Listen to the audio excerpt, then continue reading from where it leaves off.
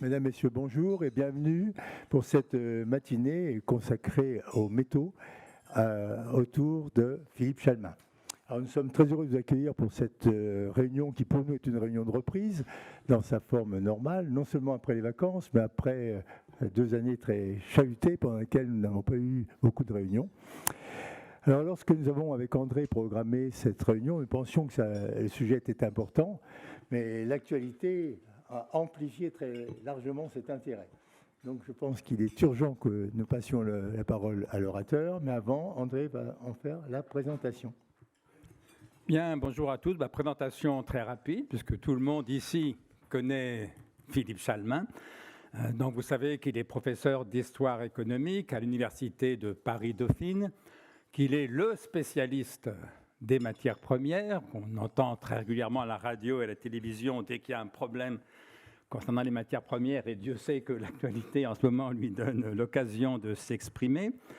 Président de Cyclope, qui publie chaque année ce monumental rapport que l'Institut Diderot a le plaisir de vous offrir. Pour le présenter de façon un peu moins formelle, je dirais que Philippe Chalmin a peut-être une double singularité dans l'univers intellectuel et académique. C'est qu'il est à la fois économiste et agrégé d'histoire, d'où sa fonction officielle de professeur d'histoire économique. À la fois économiste et agrégé d'histoire, et à la fois libéral et chrétien. Et je dirais que dans les deux cas, entre l'économie et l'histoire, entre le libéralisme et le christianisme, il y a non certes aucune contradiction, mais il peut y avoir peut-être parfois une forme de complexité ou de tension.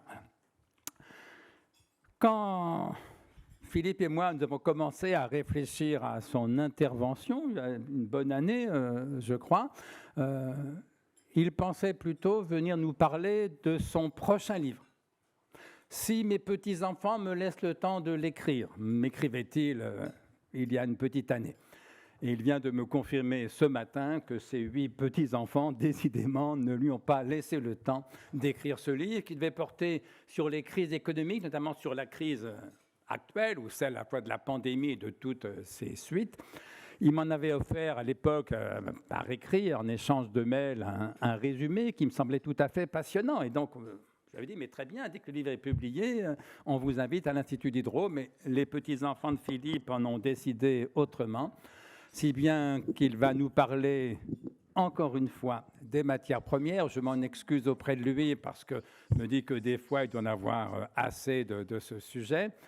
Mais en même temps, en effet, comme l'a dit Jean-Claude, l'actualité donne une telle importance, une telle urgence à ce sujet que nous ne l'en remercions que plus d'avoir accepté notre invitation.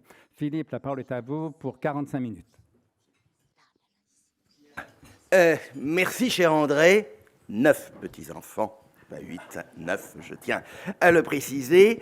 Et puis, vous savez, c'est toujours un plaisir, surtout devant un pareil auditoire, de parler d'un sujet qui m'aura quand même passionné, puisque l'ouvrage que l'Institut Diderot a l'extrême amabilité de vous offrir est le 36e de la série.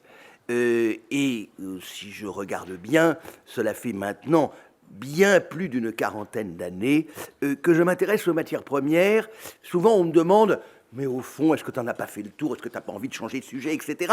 Et je leur dis, mais non, puisque chaque jour, il y a des choses nouvelles et que les marchés de matières premières, ces prix qui montent, qui baissent, etc., c'est la partie émergée de toutes les tensions géopolitiques, géoéconomiques de la planète. C'est en cela que les matières premières sont passionnantes. Regardez simplement, hier, donc dans toute l'actualité, ces quelques fuites dans des gazoducs sous la Baltique, Nord Stream 1, Nord Stream 2, qui agitent immédiatement le marché du gaz, mais au-delà du marché du gaz, qui pose toute la question géopolitique de notre relation à la Russie et, bien entendu, de la guerre en Ukraine. C'est vrai qu'en cet automne 2022, c'est vraiment le moment de parler des matières premières, tant elles font la une de l'actualité. Nous vivons aujourd'hui la pire crise énergétique que le monde ait connue depuis les années 70. À l'époque, cher André, ça ne nous intéressait pas beaucoup. Je mettais un peu d'essence dans ma 2 chevaux début des années 70. Soyons honnêtes, le premier choc pétrolier m'est passé un peu au-dessus de la tête, même si à l'époque, je faisais la campagne de René Dumont, donc premier candidat vert en 1974. Là aussi, j'ai un peu évolué quand même si René Dumont, finalement, traçait quelque chose qui était extraordinairement cohérent. Nous vivons aujourd'hui, disais-je, la pire crise énergétique que le monde ait connue depuis les années 70. Le prix du gaz, j'y reviendrai, a été multiplié par 20, celui de l'électricité en Europe par 10. Mais il n'y a pas que l'énergie. Vous savez que, peut-être quelque peu exagéré, nous avons vécu et nous vivons encore une crise alimentaire, peut-être moins de pénurie que de prix extrêmement élevés. Les prix agricoles, grossièrement, ont été multipliés par 2. Et dans une partie du monde, celle où règne notamment la malgouvernance, la faim reste une cruelle réalité. Enfin, dans le domaine des matières premières industrielles, nous vivons des tensions, des hauts et des bas, qu'il s'agisse aujourd'hui du lithium pour les batteries des vélos et des trottinettes électriques que vous avez utilisées ce matin pour venir rue de Londres, jusqu'à quelque chose que je ne saurais que vous conseiller de continuer à utiliser, c'est-à-dire le papier. Et parmi toutes les matières premières aujourd'hui industrielles, c'est probablement la pâte à papier qui connaît les flambées les plus importantes. Alors, me direz-vous, mais oui, sur ces matières premières, nous avons l'habitude des crises. Il y en a eu par le passé. C'est vrai. Souvenons-nous de 2008. Et d'ailleurs, le pétrole n'a toujours pas battu le record du 10 juillet 2008 à 147 $ le baril. Souvenons-nous, bien entendu, des années 70 et de ces crises. Alors, je voudrais, dans un premier temps, et à la limite, presque répondre à ce qu'était l'attente d'André sur cet éventuel prochain livre que j'écrirai, je l'espère, un jour, et essayer de ressortir finalement les matières premières dans leur contexte. Vous avez peut-être vu que Cyclope 2022 a un sous-titre. Ça fait une vingtaine d'années que nous cherchons à donner à Cyclope des sous-titres littéraires dans lesquels, de temps en temps d'ailleurs, je modifie. C'est ainsi que Dostoïevski a donné Crises et châtiments, Amélie Nothomb, Stupeurs et tremblements. Et notre petite équipe, cette année, en choisissant le titre, nous avons choisi, et je trouve que l'image est assez belle d'ailleurs, de cet enfant qui marche sur les ruines pratiquement d'une ligne de chemin de fer. Nous avons choisi le titre du dernier livre de Stefan Zweig, celui qu'il écrit quelques mois avant de se suicider au Brésil, Le monde d'hier. Et le monde d'hier, parce que je pense que vous ne pouvez pas lire la situation sur les marchés des matières premières aujourd'hui sans prendre un petit peu de recul dans la perspective historique qui peut être la nôtre. C'est vrai que nous vivons aujourd'hui ce que je pense, c'est ma thèse. Alors, cher ami, nous avons soutenu nos thèses. Une thèse, elle se discute. Elle se discutait en Sorbonne autrefois. Et donc, je la présente comme une thèse. Vous pourrez d'ailleurs éventuellement me présenter une antithèse si cela peut vous amuser. Ma thèse est que la crise que nous vivons aujourd'hui est de nature tout à fait comparable aux 2 grands tournants que le monde a connu au XXe siècle, celui des années 30 et celui des années 70. Les années 30 avaient marqué quelque part la fin du libéralisme, la montée vers la Seconde Guerre mondiale, mais elles avaient aussi préparé cette extraordinaire période, notamment pour l'Europe, que furent les 30 Glorieuses.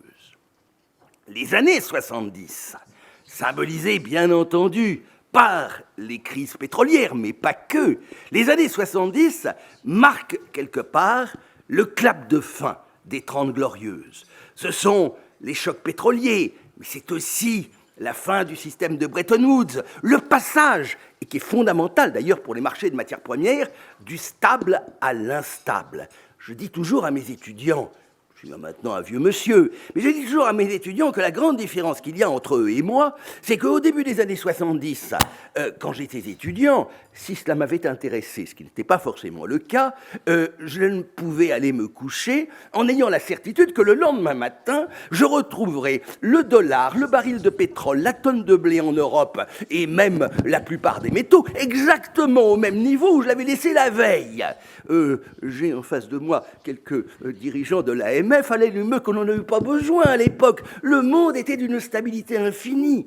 Aujourd'hui, ma seule certitude, c'est que demain, le dollar sera plus haut ou plus bas, le pétrole plus haut ou plus bas. Tout aura bougé. Nous sommes rentrés dans ce monde de ce que j'appelle les commodités. Nous avons vécu aussi, dans les années 70, une rupture majeure, la remise en cause de ce qui avait admirablement marché dans les 30 glorieuses, c'est-à-dire l'économie sociale de marché.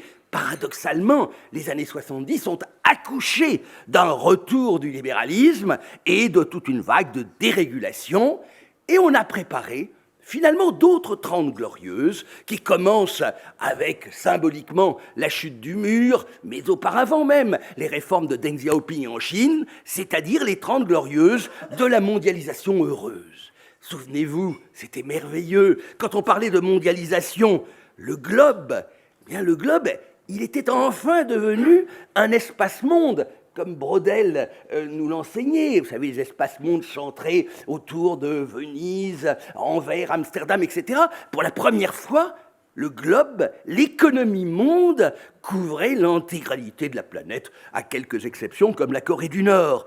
Nous étions en pleine troisième révolution industrielle, celle de la puce, du gène, etc., et l'économie de marché semblait la solution à tous nos problèmes. Et c'est ainsi que quelques philosophes, souvenez-vous, début des années 2000, le livre de Fukuyama, qui nous disait « ça y est, c'est la fin de l'histoire ». Alors je ne suis pas philosophe, il me semble que c'est un peu hegelien, la fin de l'histoire. Moi, je dis toujours que c'est aussi la fin des contes de fées. Le beau prince et la belle princesse sont heureux, ils ont des enfants, et ceci, mes enfants, est la fin de l'histoire, puisque les peuples heureux n'ont pas d'histoire. Eh bien, nous avons pu y croire. Alors, certes, il y a eu des craquements. La crise de 2008, on l'a quand même vite oubliée. Et les financiers, vous en conviendrez, ont des capacités d'oubli extraordinaires. On a eu, certes, on entendait la crise des émergents, cette notion, cette véritable escroquerie intellectuelle qui était la notion de BRICS inventée par un économiste de Goldman Sachs, mais à l'époque, on pouvait se dire que c'était quelques petits cailloux dans cette mondialisation heureuse. Aujourd'hui, et il me semble que ce que nous vivons, c'est la fin de ces 30 glorieuses. Regardez, le globe, il est fracturé entre le camp des despotismes et celui de liberté. Et surtout, il n'y a pratiquement plus aucune gouvernance mondiale. L'OMC ne terminera probablement jamais le Doha Round. Dans mon domaine, celui des matières premières, toutes les espérances qu'il y avait de collaboration, etc., ont échoué. Le G7, le G20 ne servent pratiquement à rien. Et nous voyons d'ailleurs, concrètement, et là, vous voyez, je commence déjà à revenir dans mon champ des commodités, nous voyons que même ce globe ne fonctionne plus quand on regarde l'engorgement des chaînes de transport, la crise que nous avons vécue, que nous vivons toujours sur le marché des conteneurs, les prix du fret maritime sur les conteneurs ont été multipliés par 5 à 10 suivant les destinations, et surtout les délais de livraison ont littéralement explosé. C'est aussi un moment où les technologies, cette foi un petit peu aveugle dans le caractère presque prométhéen de l'homme face aux technologies, eh bien, il se trouve contesté. La grande peur des pandémies, qui l'eût cru un siècle après la grippe espagnole, la crise climatique qui remet en cause des modèles de croissance et qui permet à des gens relativement intelligents quand même de tenir des thèses qui n'auraient qui n'ont pas quand même véritablement de fondement en matière de décroissance. Enfin, puisque mes trois composantes de la mondialisation, c'est le globe, la puce, le gène et le marché, force est de constater que l'économie de marché se trouve contestée, que partout on assiste au retour des États, largement d'ailleurs actés, poussés par des vagues populistes.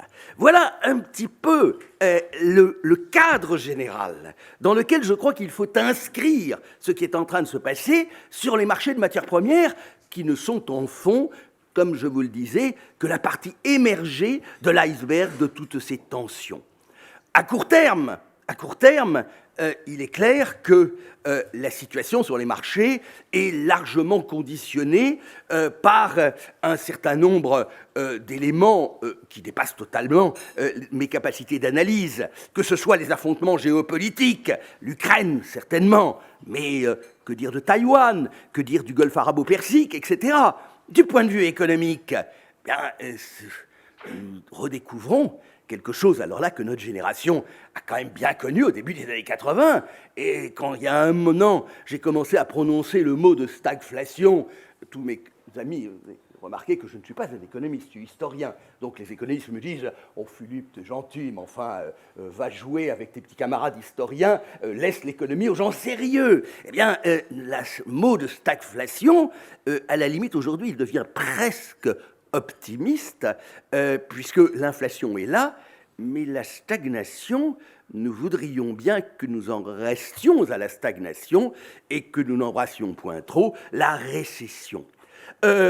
Par contre, sur le moyen terme, nous voyons bien quand même la remise en cause un petit peu générale de nos modèles économiques, le retour de l'État, la remise en place de politiques publiques pour guider toutes les transitions nécessaires, l'accélération d'ailleurs de ces transitions, le tout bien entendu motivé par la persistance des crises. Et donc, après cette longue introduction, j'en viens à mon vrai sujet, qui est de vous parler de la situation sur ces marchés de commodités. Sachant que nous sommes à l'interaction aujourd'hui de 4 crises. La crise logistique, la crise énergétique, la crise agricole et enfin la crise industrielle, toujours vue sous l'angle des marchés. Je voudrais vous rappeler d'ailleurs aussi une chose, c'est que, bien entendu, la guerre en Ukraine a joué un rôle et a amplifié les tensions dans un certain nombre de domaines. Mais déjà, Cyclope, nous avons sorti Cyclope au mois de juin 2022, et donc les dernières modifications remontent on avait tardé pour la publication, parce qu'on imaginait qu'on pourrait peut-être le sortir alors que la guerre serait terminée. J'écoutais aussi, comme vous, à la télévision, dans les chaînes d'information en direct. J'avais longuement écouté les professeurs de médecine me dire ce qui peut se passer sur le Covid, et ensuite j'ai écouté les généraux en retraite me dire ce qui allait se passer sur le terrain. Les uns comme les autres n'en savaient pas plus d'ailleurs que les économistes, que de temps en temps on interroge aussi. Mais toujours est-il que ce dont il faut être conscient, c'est que bien avant la guerre en Ukraine, les tensions sur les marchés étaient réelles. En 2021, je vais vous donner quelques chiffres, je n'en donnerai pas beaucoup, mais en 2021, si je compare la moyenne des prix 2021 par rapport à la moyenne des prix 2020, le gaz en Europe exprimé en euros avait déjà augmenté de 397%. Le fret conteneur avait augmenté de 297%. Le prix de l'électricité sur le marché libre européen avait augmenté de 220%. L'urée, qui est un élément très important, ce sont les engrais azotés. Donc, vous savez, les engrais NPK, donc c'est le facteur N, et c'est tout à fait indispensable, c'est fabriqué à partir de gaz. L'urée avait augmenté de 112%, etc. Les produits alimentaires, notre indicateur des produits alimentaires avait augmenté de 64%. À la limite, en 2021, c'était presque le pétrole qui était le plus raisonnable. Il faut dire qu'il venait de très bas quand même. Et puis, à l'époque, vous payez votre essence aux alentours de 1,20, 1,25, essentiellement des impôts d'ailleurs. Et donc, le pétrole n'avait augmenté que de 35%. Donc, la situation et les tensions sur les marchés, ce n'est pas uniquement l'Ukraine. L'Ukraine, elle a aggravé les choses. Elle a aggravé les choses. Alors, il y en a auxquels on pouvait bien entendu s'attendre dans le domaine de l'énergie, et notamment du gaz naturel, je vais y revenir. Il y en a d'autres, honnêtement, même si Jean-Jacques Hervé, qui préside l'Académie d'agriculture et qui est probablement notre meilleur spécialiste sur l'agriculture ukrainienne et qui nous fait l'amitié d'être là aujourd'hui, même s'il nous en avait peut-être averti, objectivement, on ne s'attendait pas, parce qu'on imaginait tous une guerre courte et joyeuse, que tout le littoral ukrainien pourrait être occupé ou sous forme ou que les navires pourraient être bloqués, et donc on n'imaginait pas qu'il y aurait des conséquences aussi fortes sur les marchés agricoles. Et puis l'Ukraine a provoqué aussi quelques perturbations, moins importantes d'ailleurs, sur un certain nombre de marchés, de métaux, de produits industriels. J'ai découvert ainsi que, par exemple, un produit basique, les palettes, vous savez, les palettes en bois sur lesquelles vous transportez des trucs, eh bien, l'essentiel des palettes en Europe était fabriqué en Ukraine, et que vous avez une flambée du prix des palettes. Bon, ça, j'avoue que c'est peut-être un peu secondaire. Alors, ce que je voudrais maintenant, c'est revenir sur les 4 crises dont nous parlons. Très rapidement, la crise logistique. La crise logistique, elle est réelle. Nous avions pris l'habitude d'un claquement de doigts, d'avoir des produits venant, alors regardez toujours dans le détail où est fabriqué le petit produit que vous venez d'acheter, made in China, made in Bangladesh, etc., mais que finalement, c'était un des éléments de la mondialisation, c'était la maîtrise totale par l'homme du temps au travers des technologies de l'information, mais surtout de l'espace, avec ces noria de conteneurs qui, en permanence, tournaient autour du globe.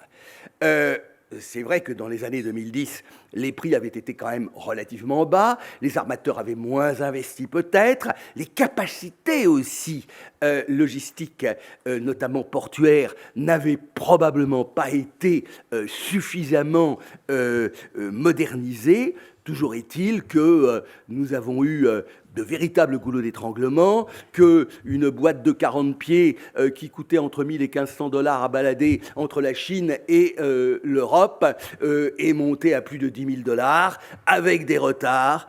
Ceux d'entre vous, et je ne saurais que les encourager, qui ont acquis récemment, grâce à quelques aides publiques d'ailleurs, il faut le signaler, des vélos, et notamment des vélos électriques, ont pu découvrir qu'un produit aussi basique que le vélo est un enfant de la mondialisation, puisque vous avez un dérailleur d'origine japonaise made in China, vous avez une selle fabriquée au Bangladesh, un cadre venant d'ailleurs, etc.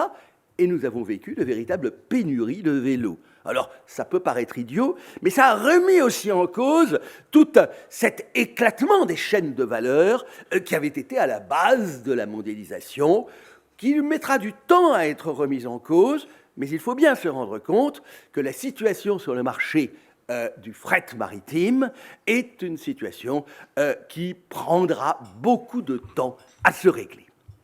La deuxième crise, et peut-être la plus importante, c'est quand même la crise énergétique. Cette crise énergétique, elle a une originalité, car c'est la première fois qu'elle n'est pas partie du pétrole. Je vous l'ai dit, au contraire, le pétrole, il est presque resté raisonnable. Hier soir, il a clôturé à 85 $ pour le Brent, moins de 80,77 pour le WTI, qui est le brut américain. On est presque à des niveaux de prix que l'on peut estimer corrects, permettant au passage d'ailleurs de maintenir la tête hors de l'eau des économies productrices, ce qui n'est quand même pas mauvais pour nos équilibres géopolitiques. Non, la crise n'est pas venue du pétrole, elle est venue du gaz. Elle est venue du gaz, Et là, j'avoue que de ce côté-là, au niveau de Cyclope, nous l'avions quand même un petit peu anticipé, parce qu'elle est intervenue à un moment clé de notre transition énergétique. Et permettez-moi là de faire petite digression, un tantinet politique, polémique d'ailleurs. La transition énergétique, en particulier telle qu'elle a été vécue en Europe, elle était basée sur cette idée que l'on devait abandonner les énergies fossiles. Admirable, je pense que tout le monde en est d'accord, sur l'objectif de la fin du siècle. Remplacer le fossile par le renouvelable, très bien. Là où on a rajouté quand même quelques a priori idéologiques, c'est qu'au passage, pour des tas de raisons politiques ou autres, on avait tiré un trait sur le nucléaire, ainsi éventuellement que sur ce qu'on appelle le gaz de schiste, c'est-à-dire le gaz produit à partir de technologies de fracturation hydraulique. Bon, très bien. La première génération, au passage, dernier point, dans cette volonté de sortir finalement du fossile, le passage paraissait évident d'une électrification de nos économies. Et donc, le problème était de savoir avec quoi on allait faire de l'électricité. J'oubliais de dire qu'on essaierait, alors certains pays l'avaient totalement fait, d'autres le faisaient plus progressivement, de sortir du charbon. Donc, pas de charbon, logique, plus de nucléaire, pas de gaz de schiste. Le problème, c'est que ces admirables énergies renouvelables, on avait oublié un petit détail, c'est qu'elles sont intermittentes. C'est qu'il y a des moments où il peut y avoir trop de vent ou de soleil. Et donc, on avait eu des périodes où le prix de l'électricité pouvait être négatif, mais aussi des moments où il n'y aurait pas de vent ni de soleil. Pourquoi est-ce que le prix du gaz flambe, par exemple, à l'été-automne 2021 ? C'est qu'il y a une baisse de 51% à l'automne 2021 de la production d'électricité éolienne en Allemagne et globalement dans le nord de l'Europe. Apparemment, il y a eu une panne de vent, pour des raisons qui m'échappent totalement.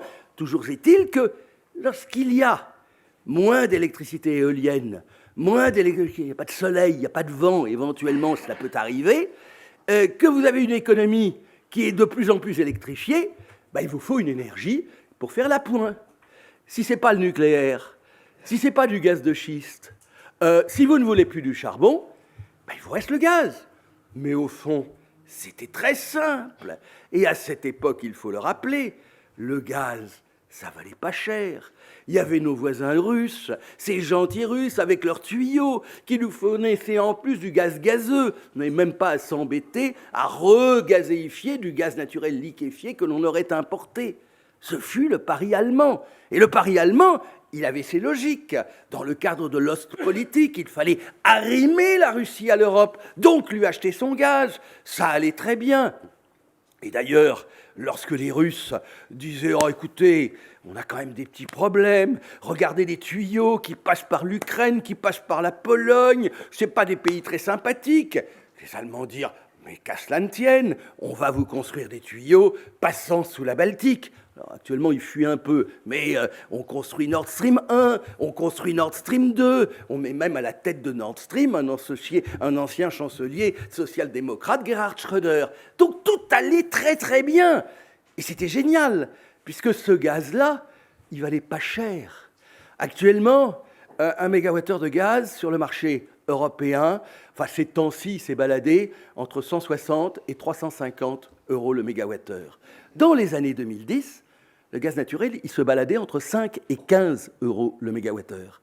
Et donc, on pouvait en plus baser avec ce gaz un système de formation du prix de l'électricité, hérité de Marcel Boiteux, mais un petit peu modifié dans le cadre de cette dérégulation, de cette libéralisation des marchés d'énergie auquel on a assisté, dans lequel le prix de l'électricité serait le prix du dernier kilowattheure de la dernière centrale appelée. À l'époque, c'était censé favoriser les énergies chères, c'est-à-dire le renouvelable. C'est devenu un piège total lorsque c'est le gaz qui est devenu l'énergie de référence, et donc la corrélation que l'on connaît aujourd'hui entre le prix du gaz et de l'électricité. Le résultat, soyons très clairs, l'Europe, menée par l'Allemagne, menée par un certain nombre, je dirais, d'orientation politique que je peux ne pas toujours partager, l'Europe s'est mis la tête sur le bio du gaz russe. Et lorsque Vladimir arrive avec sa hache, nous commençons à couiner en disant que ça n'est pas juste. Voilà la situation telle qu'elle se vit en Europe, sachant qu'il faut être conscient d'une chose, c'est que de toute manière, l'analyse que je viens de vous livrer pour l'Europe, on peut aussi la partager sur l'Asie. Le gaz est la grande énergie de transition, il faut le reconnaître. Vous ne passerez pas, et il est absurde, Jean Covici le dit, beaucoup plus intelligent que moi de ce point de vue-là, Jean Covici, nous ne passerons pas du jour au lendemain, d'un claquement de doigts, à des énergies renouvelables, fossiles et non fossiles et non carbonées. Il y aura un temps d'adaptation. Et ce temps d'adaptation, dans des économies qui s'électrifient, eh bien, c'est sur le gaz naturel que nous allons le plus dépendre. Le renouvelable, il viendra. Et il y a bien des pistes de cette crise. Bien entendu, ils vont sortir des opportunités. D'autres sources de renouvelables, la biomasse, l'utilisation de l'hydrogène pour stocker l'électricité, pour la transporter éventuellement. Donc, finalement, nous vivons aujourd'hui une phase de tension, mais de cette tension sortiront probablement des solutions. Ceci étant, appelons un chat. Tous ceux d'entre vous qui sont en charge d'entreprise, je ne sais pas comment, cher président, se négocie le budget gaz et électricité de la MAF, mais vous en consommez. Alors, nous, les ménages, nous, on est des gens heureux, parce que nous sommes des électeurs et potentiellement des gilets jaunes. Donc, on nous a dit, circulez, il y aura 15% de hausse du prix de gaz et électricité. Ça reste raisonnable. Mais au niveau des entreprises, nous sommes dans une situation où vous devez vous attendre au pire, à des multiplications de prix par 4, 5, je vous le dis, sur le marché libre. Alors, on peut, bien entendu, lisser les tendances, etc., utiliser les marchés dérivés en la matière. Les prix du gaz naturel ont été multipliés par 20. Les prix de l'électricité se baladent aujourd'hui entre 400 et 700 euros le mégawattheure. Vous regarderez ce soir vos factures d'électricité, vous payez toujours actuellement sur le tarif EDF 70 euros, et le célèbre tarif ARENH qui était destiné qui oblige EDF à vendre son courant à des distributeurs indépendants, il est à 56 euros. Donc, nous sommes dans une situation à ce niveau-là extrêmement grave. C'est le cas en France, c'est le cas dans beaucoup de pays asiatiques. Dites-vous, le gaz, c'est toujours un peu compliqué. On mesure, alors là, on parlait en euros le mégawattheure, mais sur le marché mondial, on raisonne en dollars le million de BTU, British Thermal Unit. Actuellement, sur le marché asiatique, le gaz naturel liquéfié vaut à peu près 50 $ le million de BTU. Vous multipliez par 6, ça vous fait 300 $. C'est le prix du gaz en équivalent baril de pétrole. Aujourd'hui, le gaz naturel, ça vaut plus de 3 fois plus cher que le pétrole. Il faut en être conscient. Et donc, sur le court terme, je n'ai aucune bonne nouvelle à annoncer. J'entendais dans la presse qu'un certain nombre de pays, dont la France, disent qu'il faut plafonner le prix du gaz. Mais comment on fait pour plafonner un prix mondial? Moi, je ne sais pas faire. Ça n'a ni que... Alors, on peut agir sur le marché de l'électricité. Mais sur le marché de l'électricité, ça demanderait presque une révolution copernicienne. Ça demanderait de revenir en arrière. Tout le cheminement de mes 30 glorieuses de la mondialisation, ce fut l'avènement de l'économie de marché. Dans un domaine que je connais bien, ce fut en particulier la suppression de tous les prix administrés de la politique agricole commune. Aujourd'hui, en Europe, le prix du blé, le prix du sucre, le prix du lait sont des prix mondiaux. On a fait pareil, au fond, avec l'énergie. L'électricité est-elle une matière première comme les autres? Est-elle une commodité? Et c'est là, cher André, que je serais peut-être moins libéral et peut-être un peu plus catho. Parce que les libérales chrétiens, je vous rappelle que les protestants sont assez libéraux. Donc moi, je suis catholique romain, donc j'aggrave mon cas. Bon. Et donc, c'est peut-être là où s'arrête quelque part mon libéralisme. Je pense effectivement qu'il serait peut-être temps de revenir à des prix administrés de l'électricité en Europe. Mais je dis bien en Europe, pas sur un seul marché. Les Espagnols ont eu, la péninsule ibérique a eu le droit de l'Europe, puisqu'ils sont un peu isolés, de faire un petit peu leur tambouille dans leur coin. Ils ont plafonné le prix de l'électricité. C'est vachement bien. Et nous, on en a profité. Parce que du coup, l'Espagne nous expédie et nous exporte de l'électricité. Et le consommateur français, par le biais d'EDF, profite quelque part aujourd'hui de ces subventions espagnoles. Je pense qu'il faudrait, mais alors là, ce serait une vraie révolution à Bruxelles, où les milieux, où la pensée libérale reste quand même largement dominante, même si les Britanniques sont partis, il faudrait probablement arriver à revenir à un prix administré. Marcel Boiteux est centenaire, mais lui demander de nous réinventer un prix européen d'électricité, comme autrefois d'ailleurs, ceux d'entre vous qui ont fréquenté les milieux agricoles, lorsque en 1962 on crée la politique agricole commune, on avait le prix du blé, et avec une subtile évolution entre le prix de la région la plus excédentaire et le prix de la région la plus déficitaire.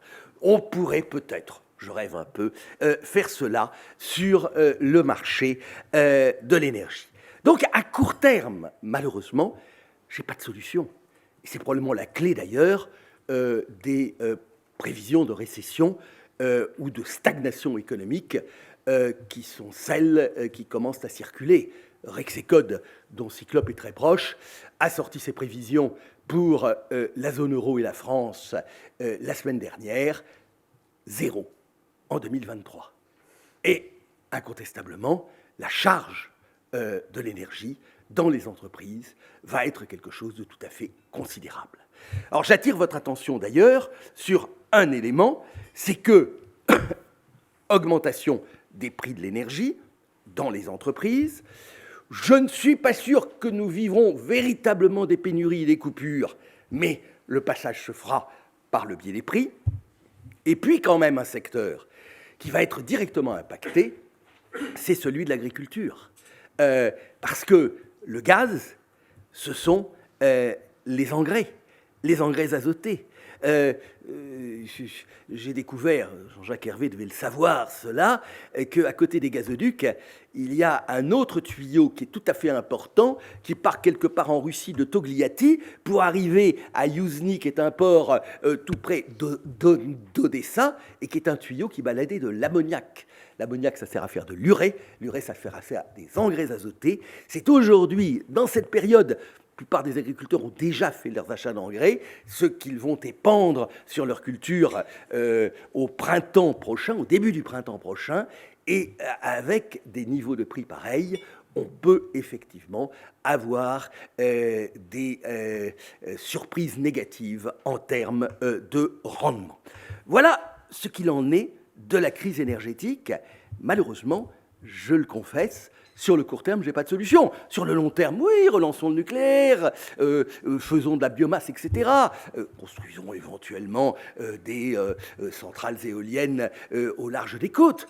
Mais tout ceci va prendre du temps. Nous sommes aujourd'hui pris à la gorge et, soyons honnêtes, l'arme du gaz est probablement la seule qui reste dans l'arsenal poutinien. Autant... Excusez-moi. Autant la crise énergétique est extrêmement marquée et nous la vivons véritablement au quotidien, autant, par contre, la crise sur les matières premières industrielles est peut-être non pas en voie de rémission, mais au moins est passée un petit peu au second plan. Elle est passée au second plan pour une raison toute bête. C'est que les matières, un marché, à un moment donné, c'est la rencontre entre une offre et une demande, et que sur les matières premières industrielles, eh bien, la demande, elle est quand même liée à l'état de l'économie. Or, à quoi assistons-nous ? Nous avons assisté en 2022 à un ralentissement chinois, et je pense que si nous avions des stats du PIB chinois au mois le mois, nous aurions eu des chiffres négatifs à certains moments. Alors, ils se sont tirés une balle dans le pied avec la politique Covid, qui est quand même presque un petit peu incompréhensible, mais c'est vrai qu'après les folies que l'on avait connues, alors là, Il y a eu un moment d'excitation sur les marchés. Nous sommes dans la première semaine de mars 2022. Ça flambe dans tous les coins. Le nickel. Alors, nickel, c'est important. On appelait ça autrefois, les Allemands appelaient ça le métal du diable. Parce qu'il avait tendance dans les mines de nickel, il y avait des explosions. Là, il y a eu une explosion. À quoi ça sert le nickel ? Vous avez tous du nickel sur vos tables. Et je remarque que la MAF imagine que, ou l'Institut d'Hydro imagine que vous ne mangerez pas totalement avec vos doigts. Donc il y a des couverts. C'est pas de l'argent, c'est de l'inox. Donc l'inox, c'est de l'acier avec du nickel. Mais le nickel, il est aussi utilisé pour les batteries électriques. Et le nickel qui se baladait, et on tirait un peu de la langue, la France est un producteur de nickel au travers de la Nouvelle-Calédonie, je vous le rappelle, on se baladait entre 15 et 20 000 $ la tonne, dans un petit matin blême le 9 mars 2022, en Asie. On a culminé à 100 000 $ la tonne. Bon, c'était une manip spéculative faite par un important spéculateur chinois, par ailleurs premier producteur mondial d'acier inox, mais c'est vous dire le climat de tension que l'on a pu vivre sur les marchés des matières premières industrielles, alors que les bruits de bottes s'intensifiaient. Depuis, le recul est à peu près général sur la plupart des marchés. Il y a un métal tout à fait symbolique que les économistes surnomment Dr Copper, le docteur cuivre. Parce que le cuivre, nous en avons besoin. Il y a du cuivre dans cette salle. Avec tous les fils électriques, on n'a pour l'instant pas inventé mieux. Et donc, le cuivre, pour vous donner un ordre de grandeur, il avait passé une sorte de barre mythique qui était celle des 10 000 $ la tonne. Nous sommes revenus aujourd'hui entre 7 et 8 000, et nous connaissons à peu près sur tous les marchés des métaux le même atterrissage, ainsi d'ailleurs que sur un certain nombre de produits de base.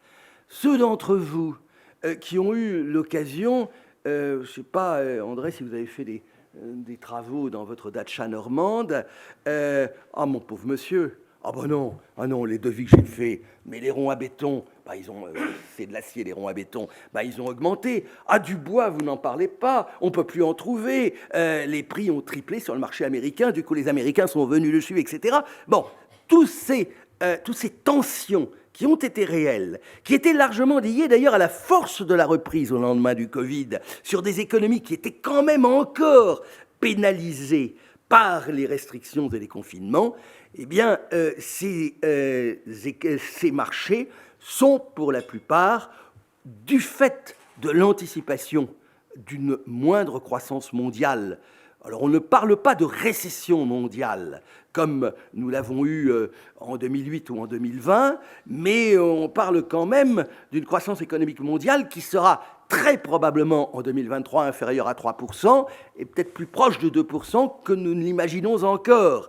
Donc nous retrouvons cela dans une baisse à peu près générale des prix, à quelques exceptions près, sur lesquelles il faut se préparer, notamment les fameux métaux électriques, c'est-à-dire les métaux de la nouvelle génération.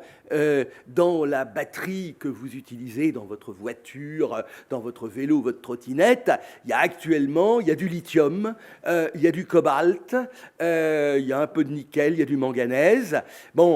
Sur le lithium, pour l'instant, le lithium est à peu près incontournable et nous avons à ce niveau-là des dépendances non négligeables. Dans la grande tradition française, il y a un certain nombre de groupes qui sont mis en place, de rapports qui vont s'entasser sur un certain nombre d'étagères. Le problème étant, d'ailleurs, sur tous ces métaux, étant moins celui des ressources minières que de la métallurgie. Et c'est ça le vrai problème. Lisez l'excellent livre de Guillaume Pitron sur les terres rares. Pendant longtemps, la France fut le hub des terres rares. Une entreprise française qui s'appelait Ron Poulain, qui s'est appelée Rhodia, était le numéro 1 mondial des terres rares, et les minerais venant d'Australie était transformé, était finalement craqué dans une usine qui était un des hubs mondiaux des terres rares, basée à La Rochelle. Vous vous souvenez, La Rochelle, c'était là où autrefois se tenait l'université d'été d'un parti politique français qui, paraît-il, existe encore, mais peut-être qui peut se réunir dans quelques arrière-cours de café à La Rochelle. C'était aussi une ville verte avant l'heure. Le minerai en question était légèrement radioactif. On a tout fait, bien entendu, pour arrêter cette production, et aujourd'hui la Chine contrôle 80% de la métallurgie des terres rares. Non pas tant qu'ils ont les mines, mais ils ont les capacités de raffinage. Nous avons le même problème sur le lithium, nous pourrions avoir le même problème sur le nickel, etc. Donc là-dessus, c'est vrai que nous avons des tensions. Maintenant, j'aurais tendance à les relativiser. On a toujours tendance à imaginer demain avec les technologies d'aujourd'hui.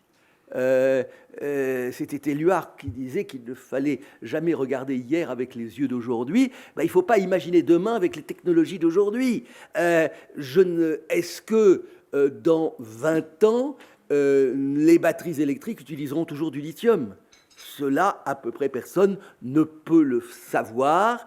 Ce qui importe d'ailleurs, c'est celui d'une veille stratégique. Là aussi, la flambée des prix a relancé, et dans le positif, bien entendu, des notions comme celle du recyclage, etc. J'en viens, oui, que j'accélère. Bon, ma dernière crise, c'est quand même aussi une crise agricole et alimentaire. Alors là, soyons honnêtes, j'ai trouvé que cet été, les autorités des Nations Unies avaient quand même, de manière excessive, dramatisé la situation. Il n'y a pas aujourd'hui de crise alimentaire mondiale. Il faut appeler un chat un chat. Il y a toujours, en ce monde de 7,5 milliards d'êtres humains, il y en a à peu près 1 milliard qui souffrent de pauvreté alimentaire. Je dis bien de pauvreté alimentaire. Et sur ce milliard, nous avons, au dire de la FAO, à peu près 250 millions de personnes, ce qui est très important, qui souffrent vraiment de la faim, c'est-à-dire de pénuries alimentaires. Maintenant, quand vous regardez où sont ces 250 millions de personnes, vous vous rendez compte que ce n'est pas un problème de disponibilité qui se pose.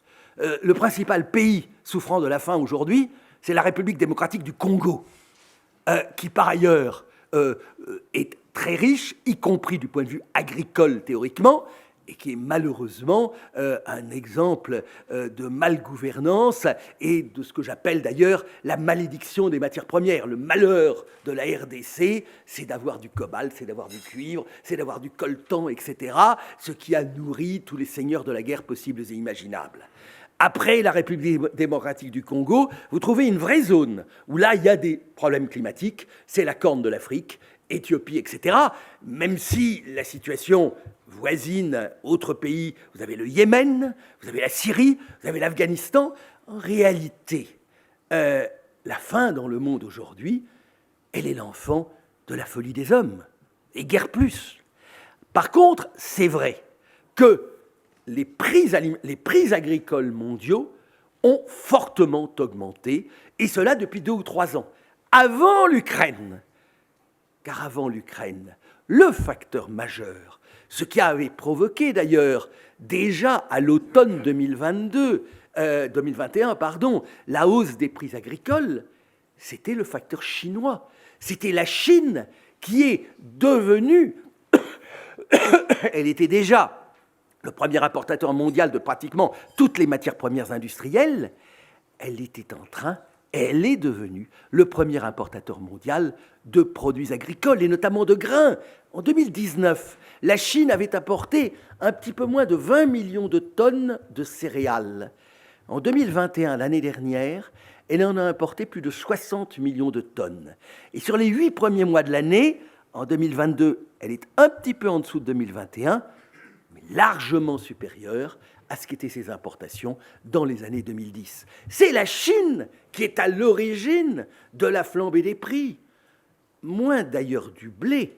Symboliquement, tout le monde s'est concentré sur le blé. Mais, par exemple, en Ukraine, après l'invasion de l'Ukraine le 25 février, le gros de la campagne d'exportation de blé était terminé. Il restait 4-5 millions de tonnes de blé. Ce qui restait à exporter, c'était du maïs. Et ce n'est pas du maïs pour l'alimentation humaine, c'est du maïs pour l'alimentation animale. Alors vous me direz que ce sont les hommes qui mangeront ensuite les petits cochons et les petits poulets qui auront mangé du maïs ukrainien mélangé avec du soja américain ou brésilien. Pourquoi pas ? Mais ce que je veux dire là, c'est que le facteur majeur et de tension sur les marchés agricoles, ça a été moins l'Ukraine que la Chine. C'est vrai que l'Ukraine a aggravé la chose. On a pensé à un moment que toute la mer Noire allait être fermée. Et à ce moment-là, il faut se rendre compte que la mer Noire est devenue, c'est d'ailleurs un retour de l'histoire. Avant 1914, le prix mondial du blé, c'était FOB Odessa. Et toutes les grandes maisons de négoce étaient en Russie, qui était un grand exportateur de céréales. Ensuite, il y a eu toute la période communiste, et donc, dans les années 70, au moment justement du premier choc pétrolier, les premiers achats russes de céréales, l'URSS va devenir le premier importateur mondial de céréales. En 1980, au moment de l'embargo, lorsque les Soviétiques avaient envahi l'Afghanistan, Clinton avait dit nous décrétons un embargo à l'exportation. À ce moment-là, l'URSS devait importer 50 millions de tonnes de céréales. Et aujourd'hui, la mer Noire, c'est-à-dire Russie, Ukraine et Kazakhstan, a un potentiel d'exportation qui doit largement dépasser les 100 millions de tonnes. À court terme, les perspectives, même en tenant compte des problèmes ukrainiens, les perspectives ne sont pas négatives. La Russie fait une récolte de blé extraordinaire, peut-être plus de 100 millions de tonnes cette année récoltées par la Russie. L'Ukraine continue quand même à exporter à des rythmes moindres et a perdu une partie de ses capacités de production. Nous avons d'excellentes perspectives de récolte dans l'hémisphère sud, en particulier en Australie et un petit peu moins en Argentine. Et donc, quelque part, de ce point de vue-là, on ne peut véritablement parler d'une crise agricole, ni d'une crise alimentaire. Je le répète, nous parlons essentiellement de crise de malgouvernance. Alors, exagérée par le fait quand même, amplifiée par le fait que les prix ont pratiquement doublé, que là où on payait une tonne de blé entre 150 et 200 euros il y a encore 3 ou 4 ans, nous la payons, enfin ils la paient entre 300 et 350. Donc vous voyez pratiquement une multiplication par 2 des prix. On est assez loin du choc énergétique que l'on a vécu jusque-là. Alors j'en viens très rapidement maintenant à ma conclusion. Il faut quand même que je vous donne quelques perspectives. Je rappelle quand même que sur ces marchés, il y a nombre de facteurs que nous ne maîtrisons pas. Nous ne maîtrisons ni les risques géopolitiques. Que va-t-il se passer en Ukraine? Que va-t-il se passer à partir du 16 octobre, ouverture du congrès du Parti communiste chinois? Est-ce que Xi Jinping va durcir son discours sur Taïwan, compenser au fond les échecs économiques par un peu plus de nationalisme? C'est une question que l'on peut se poser. Je vous rappelle par ailleurs qu'il reste encore quelques lettres de l'alphabet grec que nous n'avons pas conjuguées, et donc il serait peut-être un petit peu, il n'y a pas un seul masque ici, donc on a l'impression que le Covid est une histoire ancienne. Est-ce bien vrai à voir? Qu'enfin, je ne maîtrise pas, notamment sur les questions agricoles, les risques climatiques, et que notamment, une des interrogations majeures que nous vivons aujourd'hui, c'est de savoir quelle température il va faire en Europe cet hiver. Et ça, c'est une question très importante. Nous avons des modèles sur, notamment agricoles. Nous avons actuellement un un épisode qui s'appelle la Niña, qui se développe sur le Pacifique et qui peut avoir des conséquences jusque chez nous, qui pourrait jouer et qui pourrait permettre de penser que l'hiver serait plus froid que l'année dernière. C'est vrai que l'année dernière, il a été exceptionnellement doux. Aurons-nous de la neige à Paris? S'il y a de la neige à Paris, ce sera peut-être très très joli, sale assez rapidement, mais ça nous coûtera cher. Il faut bien s'en rendre compte. Pour le reste, lorsque je regarde mes marchés, bon... nous n'aurons pas de solution nos problèmes logistiques avant 2023-2024, car il faut du temps pour construire des navires, il faut du temps pour développer des capacités portuaires. Sur le plan énergétique, je serais presque optimiste en ce qui concerne le pétrole. Et bon, on est un certain nombre, alors méfiez-vous quand il y a un consensus, car en général, quand il y a un consensus, c'est le moment où il faut regarder les signes noirs. Alors, je ne sais pas si, mais le consensus aujourd'hui, c'est que le baril de Brent pourrait rester entre 80 et 100 $. Ça pourrait même descendre plus bas. Il y a une interrogation dont je n'ai pas parlé. Que va-t-il se passer sur les négociations sur le nucléaire iranien? Si je n'ai pas l'impression, je ne sais pas si elles peuvent y arriver, en tout cas, je n'ai pas l'impression que l'Iran soit mûr pour faire quelque concession que ce soit, mais si elles aboutissaient, ça ramène très rapidement 1 million de barils jour de plus sur le marché, et à ce moment-là, on se retrouve dans la zone des 60-70. Par contre, je suis désolé de vous dire que je ne vois pas grand-chose de bon sur le gaz naturel, ni sur l'électricité, le temps est court, le temps des réglementations. Je ne vois pas la Commission adopter un nouveau système électrique comme ça d'un coup d'un seul. Donc, malheureusement, nous allons passer un hiver extraordinairement difficile, en Europe en tout cas, sur le gaz et sur l'électricité. Sur les marchés agricoles, les marchés industriels, nous devrions nous attendre à un certain tassement, tout simplement parce que malheureusement, l'heure est plutôt à la croissance nulle, voire à la récession. Et quant aux questions agricoles, elles dépendront beaucoup de ce que seront les importations chinoises. N'oubliez pas un dernier élément qui est important, c'est que tout ce dont je vous ai parlé ce matin, je me suis exprimé parfois un peu en euros, mais surtout en dollars.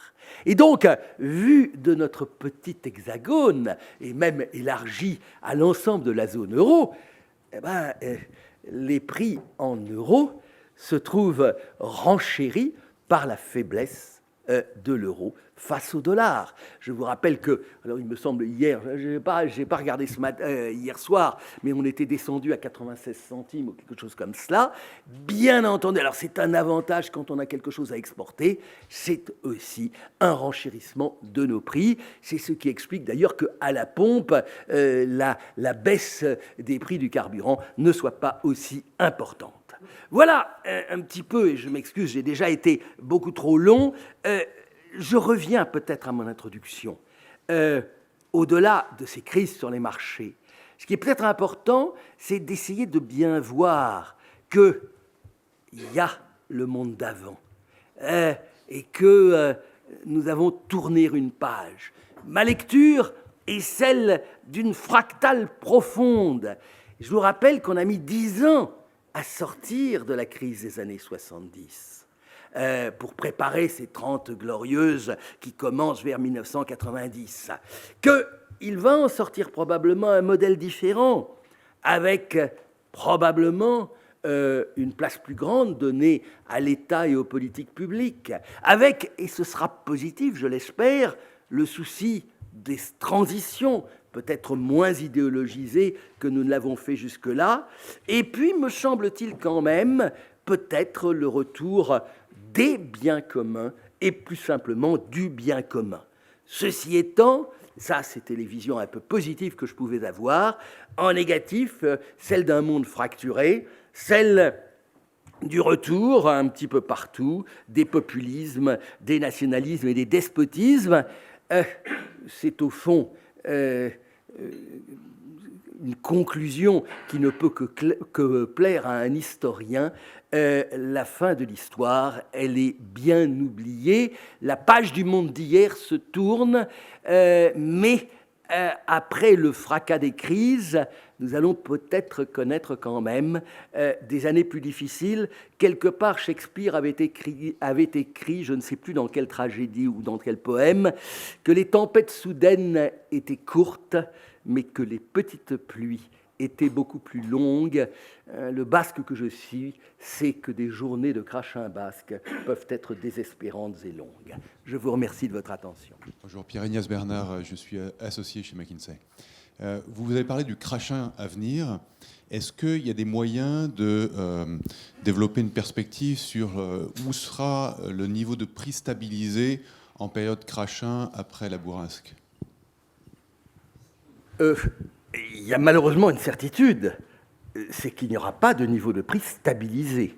Là, je suis désolé. Alors, la rupture majeure pour moi dans l'histoire économique des années 60, du XXe siècle, c'est la crise des années 70, le passage du stable à l'instable. Et ce passage du stable à l'instable, il me paraît presque irréversible. Je rêve, comme beaucoup d'entre vous, d'un système monétaire international où l'on reviendrait, alors non peut-être pas à la stabilité des monnaies, mais reprenant le rêve de Keynes, à une monnaie internationale qui ne soit pas le dollar, qui est en même temps la monnaie américaine. Je dis bien que c'est là du rêve. La mère de toutes les instabilités, c'est l'instabilité monétaire. Tant que vous n'aurez pas réglé l'instabilité monétaire, vous ne pourrez pas vous attaquer à l'instabilité des prix des matières premières.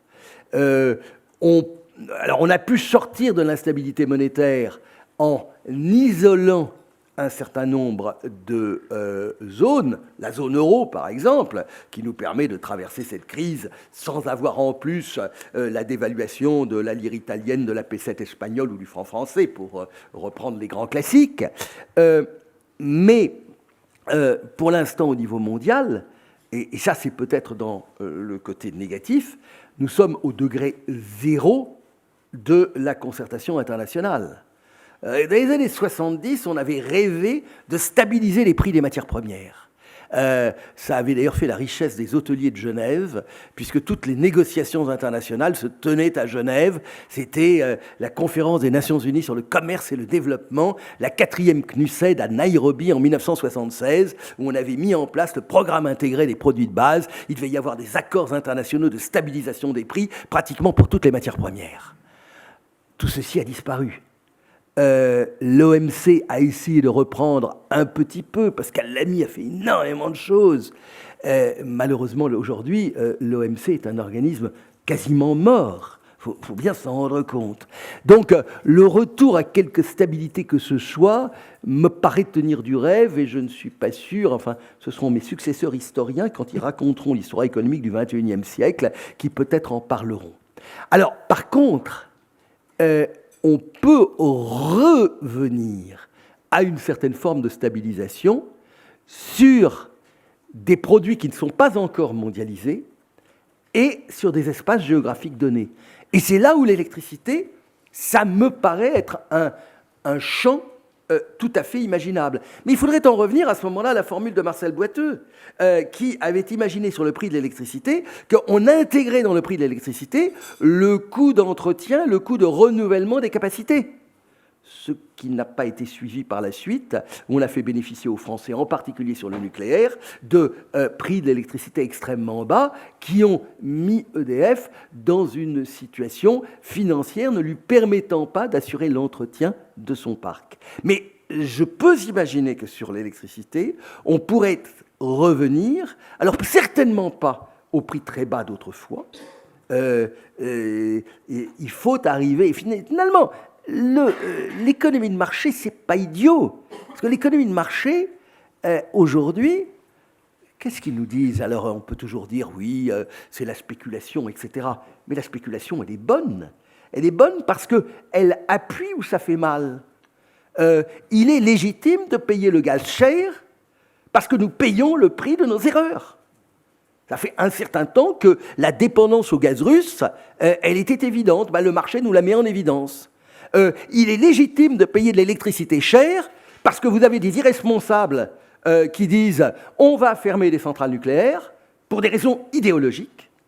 Et puis, parce que, en même temps, on ne donne pas suffisamment de moyens pour aller vers d'autres sources d'électricité. Donc, quelque part, je n'en veux pas au marché. Et lorsque je lis ça et là dans la presse, oui, mais tout ça, c'est des spéculateurs, je vous rappelle que si ma seule certitude est que demain sera différent d'aujourd'hui, il faut que j'anticipe. Speculare en latin, ça veut dire regarder dans le lointain, ça veut dire anticiper. André, d'ailleurs, ce livre a des spéculations philosophiques. Et vous n'y voyez là aucun aléa moral. Eh bien, nous sommes tous, vous êtes tous des spéculateurs. Ceux d'entre vous qui ont un voyage professionnel aux États-Unis dans les semaines à venir, vous achetez votre dollar quand ? Si vous l'achetez maintenant, c'est que vous pensez, donc vous spéculez que l'euro va baisser. Si vous attendez, c'est que vous pensez, donc vous spéculez que l'euro va monter. Nous sommes tous dans un univers instable des spéculateurs. Alors, je ne peux pas répondre à votre question. Je souhaiterais que nous arrivions à ce que se produise finalement et ce qu'on arrive à des prix d'équilibre qui permettraient de s'aligner. C'était ça d'ailleurs l'idée du système européen, de s'aligner sur le coût, par exemple pour l'électricité, du kilowattheure de la dernière centrale appelée, ce qui permettait à l'époque de maintenir la tête hors de l'eau, le solaire et l'éolien. Le problème, c'est que le système implose dès lors que la dernière centrale appelée, elle est au gaz. Oui, bonjour, on vient de passer le micro. André-Pierre Doucet, je suis le délégué général d'un syndicat qui représente les fabricants d'équipements pour les cuisines. Donc, vous parliez tout à l'heure de ce qu'il y avait sur la table. Donc, le sujet, en particulier des inox, nous mobilise fortement en ce moment. Et je voulais revenir 2 minutes sur ce que vous avez justement dit concernant les matières premières. Vous êtes plutôt optimiste, vous dites qu'on est en phase d'atterrissage. C'est un des seuls points vraiment optimistes des quelques mois à venir dans vos propos. Alors moi, j'aimerais quand même un petit peu relativiser ce point-là, justement en prenant l'exemple des aciers inoxydables, où on a vécu effectivement des hausses considérables, alors qui ont été liées également au phénomène d'à-coup de la reprise économique, donc phénomène classique d'économie de marché, une offre qui tout d'un coup... une demande qui tout d'un coup se détend fortement, donc une offre qui vient alimenter le marché, qui donc avec des hausses de prix. Alors, aujourd'hui, on voit effectivement que cet effet de détente, il est en train de revenir à la normale. Pour autant, sur le marché des inox, on ne voit pas vraiment les prix fléchir. Et je ne vois pas pourquoi d'ailleurs ils fléchiraient. Je m'explique. Comme moi, je pense que vous avez lu la presse récemment, dans laquelle les aciéristes ont annoncé qu'ils, par anticipation, c'est le mot-clé, que par anticipation, ils allaient réduire leur capacité de production en Europe. Donc par fermeture de certaines aciéries, alors ce n'est pas le cas en France, je crois, mais en Allemagne, et en France par la réduction de capacité. Alors, ce qui m'interpelle quand même, c'est qu'au moment où le marché est en train de se réguler par les prix sur les inox, on voit des aciéristes qui anticipent effectivement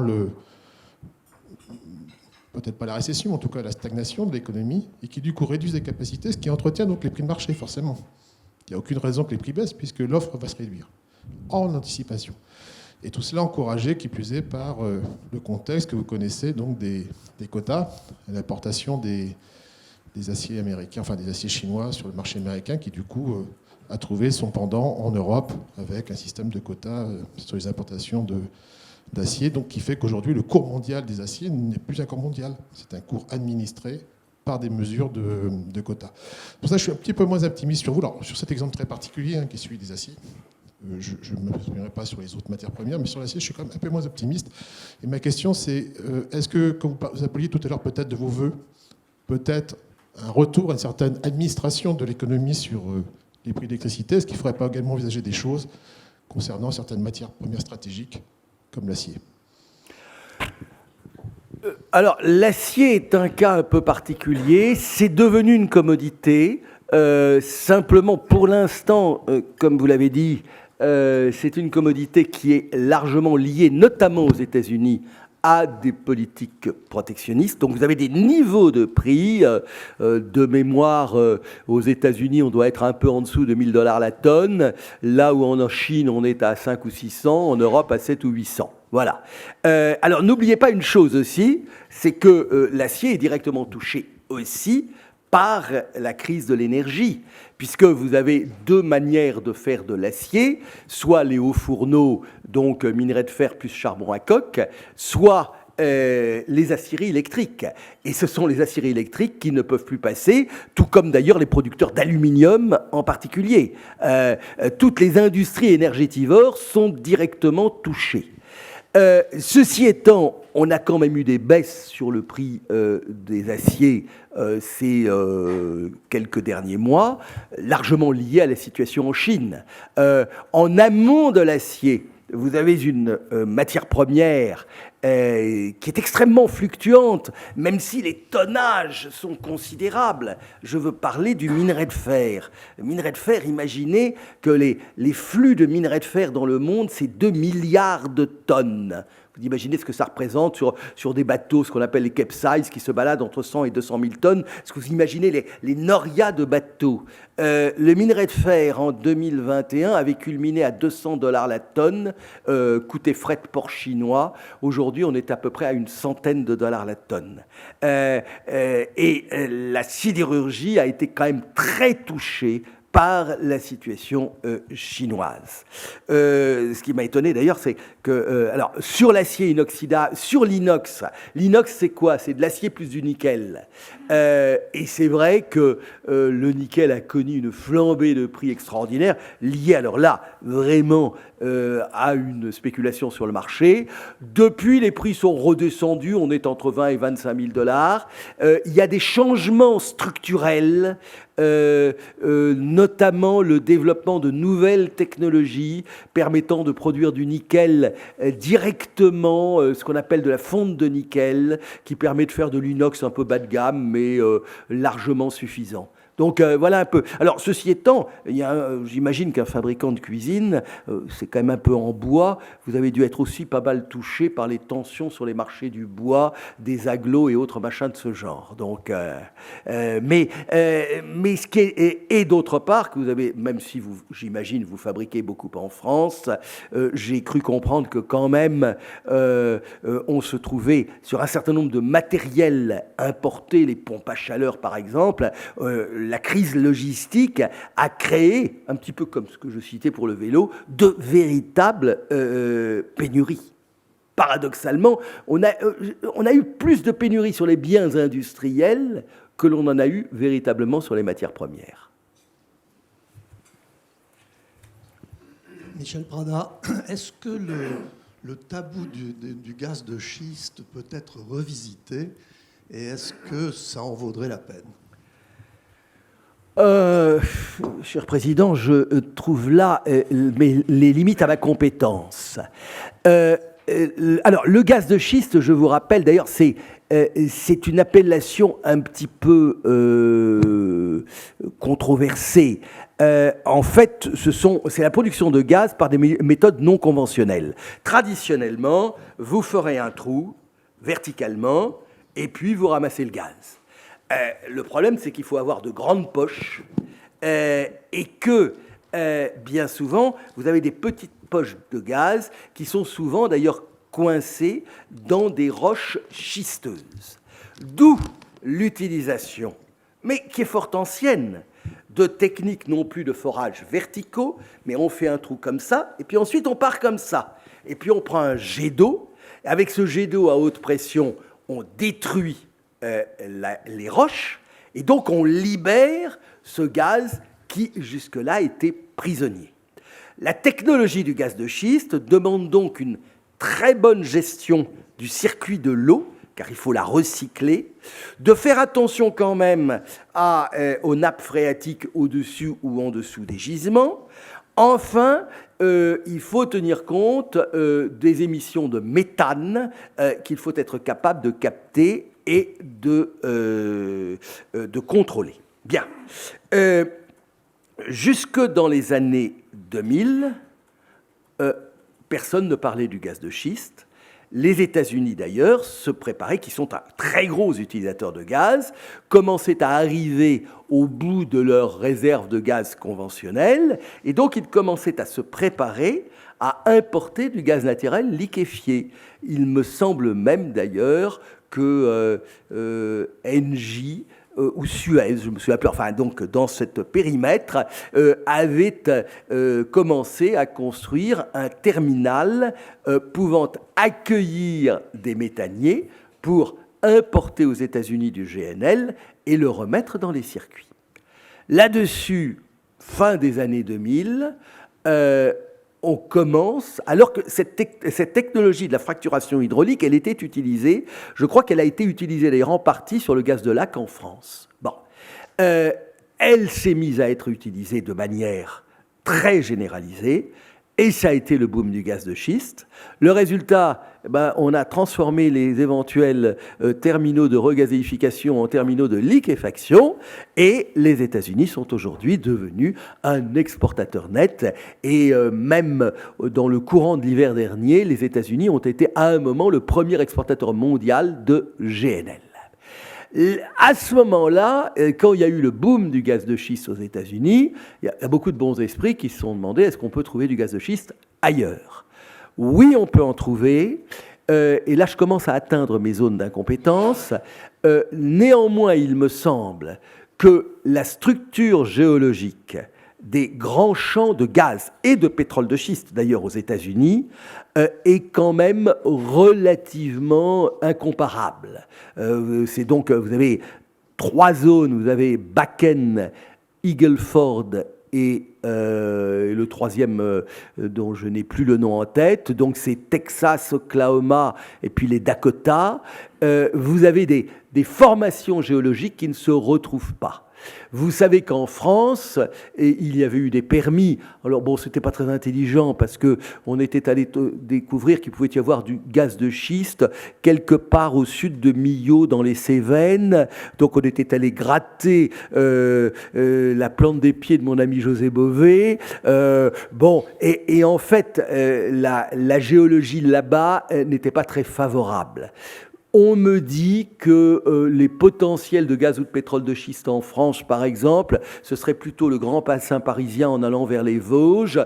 Je vous rappelle que c'est mon ami Christian Jacob, député maire de Provins à l'époque, qui a été à l'origine d'une loi interdisant la fracturation hydraulique et qu'en France, on y est resté.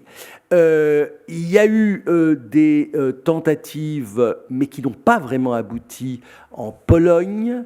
Ça n'a pas vraiment donné. Il y en a eu au Royaume-Uni, où il y a quand même un potentiel. Et vous avez peut-être vu qu'une des premières décisions du gouvernement de Mme Liz Truss est d'autoriser, parce qu'il y avait eu une interdiction sur la fracturation, on y est revenu. En Allemagne, il y a eu aussi, en même temps qu'en France à peu près, le gouvernement de Mme Merkel avait décidé d'interdire la fracturation hydraulique. Alors, c'est absurde. La fracturation hydraulique bien gérée ne pose aucun problème à l'environnement. Maintenant, il faut que ce soit bien géré. Et un certain nombre de films, d'ailleurs, qui avaient été... il y avait eu un film très, très célèbre, anti-gaz de schiste, où on voyait un type qui allumait son cigare à son robinet. Le film était un fake, quelque part, puisqu'en fait, il faisait ça avec du gaz de charbon, avec ce qu'on appelle du grisou. Donc, c'était totalement différent. Il y a des potentiels, par exemple, on me dit qu'il y a beaucoup de potentiel de gaz de schiste en Algérie. Le problème, c'est que l'état de déliquescence du système énergétique algérien étant ce qu'il est, pour l'instant, ça reste du potentiel. Ce qui est clair aussi, c'est que le gaz de schiste américain, ça s'épuisera quand même assez rapidement. C'est-à-dire que là, on en profite. Vers 2040-2050, les États-Unis, ça reviendra. Le temps du gaz de schiste, c'est un temps très court, puisque vous faites un petit... C'est pas un gros trou que vous allez gérer pendant 30 ans, ce sont des multiplicités de petits trous qui vont arriver au maximum de production en 1 ou 2 ans et qui seront pratiquement épuisés au bout de 5 ans. Donc il faut faire beaucoup de petits trous. Voilà. Mais sur le cas européen, je ne crois pas qu'il faille trop rêver et que nous ayons des potentialités extraordinaires. Bonjour, Laurent Musy, PDG de Terreal, donc gros utilisateur de gaz. J'ai une question relative aux perspectives de gains de recettes de la Russie à court, moyen, long terme, entre baisse des volumes liés aux sanctions, mais détournement aussi des volumes vers l'Asie ou d'autres géographies, contrat long terme, prix spot. Comment ces recettes de la Russie peuvent évoluer et donc indirectement influer sur le cours de la guerre en Ukraine? Ouais, écoutez, pour l'instant, la Russie, certes, a vu ses recettes diminuer, et on peut même imaginer qu'elles vont encore plus diminuer avec l'embargo normalement total sur le gaz. Une énorme différence dans le cas de la Russie entre le pétrole et le gaz. Le gaz dépend énormément de la logistique. La Russie peut exporter du gaz par des tuyaux. Si les tuyaux vers l'ouest sont coupés, il reste quoi? Il reste Orgueil de Sibérie, Pride of Siberia, qui est le tuyau qui a été construit et qui approvisionne la Chine. Ceci étant, la capacité des tuyaux, elle est limitée. Il y en a un deuxième en construction, mais ça prendra du temps. Autrement, la Russie peut exporter du GNL, mais là aussi, il y a quand même des goulots d'étranglement, y compris du point de vue technologique. Et donc, le GNL, je ne pense pas que ça puisse être une solution. Donc, du côté du gaz naturel, certes, la Russie bénéficie de l'augmentation des prix, mais d'un autre côté, les quantités exportées vont très probablement continuer à diminuer de manière forte. Pour le pétrole, la situation est différente. Parce que le pétrole, vous pouvez toujours le sortir, c'est pas compliqué. Bon, il y a des oléoducs, mais c'est pas la majorité. Autrement, vous sortez par tanker, vous sortez par bateau, et ça pose pas trop de problèmes. Alors là, la Russie a profité de la hausse des prix. Un des éléments qui explique d'ailleurs la baisse du prix mondial du pétrole, c'est quand même le dumping du pétrole russe, puisque le pétrole russe se vend en disagio par rapport au Brent, tout comme le pétrole iranien d'ailleurs, ce qui explique que les Russes, les Chinois, les Indiens se sont rués sur le pétrole russe, et on peut toujours imaginer des manières élégantes de passer par des traders à Dubaï et des banques plus ou moins complaisantes. L'un des goulots d'étranglement peut-être qui pourrait être le plus efficient, ça passerait justement par les assureurs. C'est que un navire, il a besoin d'être assuré. Et le gros de ce qu'on appelle les clubs P&I, ce sont des clubs occidentaux. Alors, on peut toujours trouver de l'assurance locale en Chine, en Inde ou en Russie. Il faut quand même... Alors là, votre métier, Président, est toujours merveilleux, puisque vous ne prenez jamais de risque, ou du moins vous revendez votre risque à un autre. C'est tout le jeu de la réassurance. Donc là, on pourrait probablement les étrangler un peu. Pour l'instant, ça n'a pas été le cas. Et je ne vais pas répondre à votre question, mais sachez que l'OPEP, dont ne fait pas partie la Russie, c'est OPEP+, avec la Russie, mais l'OPEP a eu des recettes pétrolières en 2021 de 578 milliards de dollars. En 2022, elles devraient presque atteindre le trillion, c'est-à-dire les 1000 milliards de dollars. Donc, pour l'instant, la Russie s'en sort bien. Rajoutons, tiens, il y a d'ailleurs une matière première dont je n'ai pas parlé jusque-là, et qui est dans le domaine de l'énergie. Ça flambe sur le charbon. Paradoxalement, jamais les prix du charbon vapeur, il y a deux types de charbon, vapeur et à coque, jamais les prix du charbon vapeur n'ont été aussi élevés. On est à 400 $ la tonne, là où j'ai encore en mémoire des prix de 60-80 $. J'ai découvert d'ailleurs au passage hier avec des Polonais que la Pologne importer du charbon. Moi, je croyais qu'ils ne brûlaient que leur propre charbon, mais non, ils importent du charbon. Et donc, lorsque nous avons, dans cette extraordinaire logique française que j'adore, nous fermons Fessenheim et nous ouvrons Saint-Avold, à Saint-Avold, on va cramer du charbon à $400 la tonne. Bon, nous marchons un peu sur la tête, je n'ai pas répondu à votre question. Oui, bonjour, Gaël Dupont, groupe Cholet-Dupont. J'ai une petite question sur la transition énergétique. Alors, est-ce que d'après vous, je crois que c'est ce que dit Jean Covici, sur les énergies fossiles, pétrole, gaz, peut-être charbon, on est déjà dans le pic. Donc, de toute façon, la transition est nécessaire. J'ai compris qu'il disait ça m'a un peu surpris. Dans ce domaine-là également, est-ce qu'on doit faire beaucoup d'efforts, ce qui me paraît clair au niveau mondial, mais est-ce qu'en Europe, on doit faire beaucoup d'efforts alors qu'il me semble les Américains, les Chinois et autres ne sont pas très motivés pour avancer? Donc, est-ce que ces sacrifices d'abandon des énergies fossiles ont un sens? Question politiquement incorrecte, mais... et puis, dans un domaine qui n'a rien à voir, si vous avez le temps, est-ce que vous pourriez nous résumer en 2 mots ce qui se négocie actuellement en Europe autour de la Commission? Vous en avez un peu évoqué sur la bande le sujet, et ce que vous en pensez. J'avoue que j'ai un peu du mal à comprendre ce qui se raconte dans le domaine. Merci.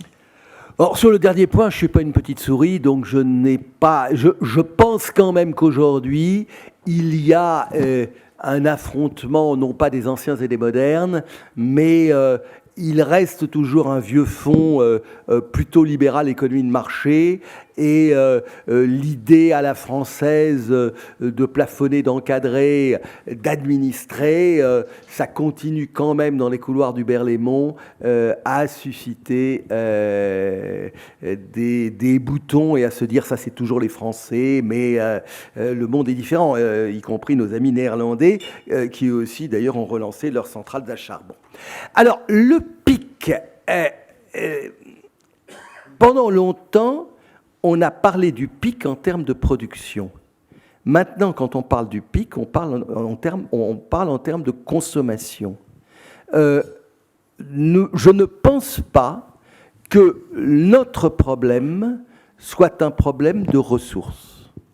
Je veux croire qu'à la fin de ce siècle, il y aura toujours du pétrole et que les hommes auront été tellement sages qu'ils ne l'utiliseront plus. Ce ne sera pas le cas du gaz, mais je pense qu'aujourd'hui, alors certes, il faut continuer, ça c'est tout l'argument que Patrick Pouyanné, le patron de Total, affiche de manière assez brutale en disant vous nous faites marrer, mais il faut quand même que nous renouvelions nos réserves et surtout nos capacités de production. Donc ça, on en a besoin. Mais je ne suis pas inquiet fondamentalement en termes de ressources. C'est une chose. Et quand on parle aujourd'hui du pic, c'est le pic de consommation. Quand est-ce que le monde va atteindre son maximum de consommation de pétrole et que ça va diminuer? Certains disaient déjà maintenant et que pensaient que la crise du Covid avait marqué symboliquement ce pic. On aurait été aux alentours de 100 millions de barils jour. On se rend compte que ça repart quand même. Est-ce que ce sera 2035, 2040? À quel niveau? Probablement pas quand même à des niveaux tellement plus élevés qu'aujourd'hui. Vous me donnez l'impression d'être plus jeune que moi. Je pense qu'à votre génération, on ne peut plus rigoler avec la notion de sacrifice. Nous avons... et c'est vrai que nous sortons quand même de 2 siècles d'irresponsabilité environnementale à peu près totale. Il faut quand même s'en rendre compte. Autant les hommes, jusqu'à la première révolution industrielle, celle de la fin du XVIIIe, les hommes avaient un certain sens de la rareté. Ils récupéraient, ils réutilisaient. Autant au XIXe et au XXe, l'homme a oublié toute notion de rareté que ce soit. Et finalement, pour le plus grand bien et pour peut-être point le bonheur, mais au moins l'amélioration des conditions de vie et le suivi du boom démographique que nous avons connu. 21e siècle, il nous faut réapprendre une certaine forme de rareté, et notamment avec ce problème environnemental.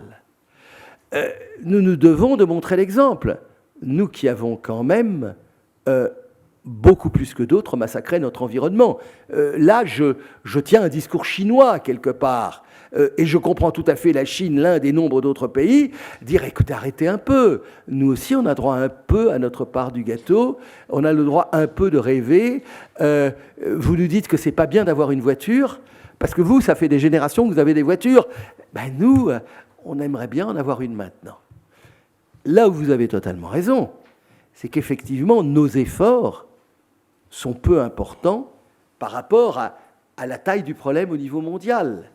Il est admirable de voir que le plus gros parc de véhicules électriques au monde est en Chine, mais que 60% de l'électricité chinoise, elle est produite à partir de charbon.